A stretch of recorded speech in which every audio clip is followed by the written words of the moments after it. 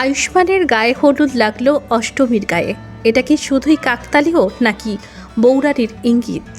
জি বাংলার নতুন ধারাবাহিক অষ্টমীতে চলছে আয়ুষ্মানের বিবাহ প্রস্তুতি। উজ্জয়িনী এবং আয়ুষ্মানের বিবাহ স্থির হয়েছে পুরুষোত্তমের আশীর্বাদে। কিন্তু এই বিয়েতে কি রয়েছে আদৌ বৌরানির আশীর্বাদ? হয়তো বৌরানি এই বিয়েতে একদমই খুশি নয়, আর তাই নানান কাকতালীয় বিষয় ঘটে চলেছে আয়ুষ্মান ও অষ্টমীর মধ্যে।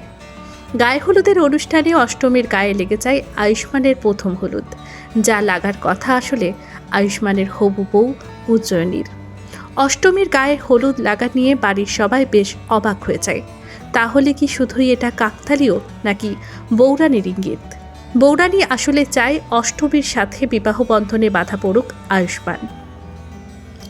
বৌরানির ইচ্ছেতেই সব হয়। আর কিভাবে আয়ুষ্মানের সাথে একই ভাগ্যরেখায় জড়িয়ে পড়েছে অষ্টমী, কিভাবে আয়ুষ্মানের সাথে বিয়ে হবে অষ্টমীর, জানতে চোখ রাখতে হবে জি বাংলার পর্দায়।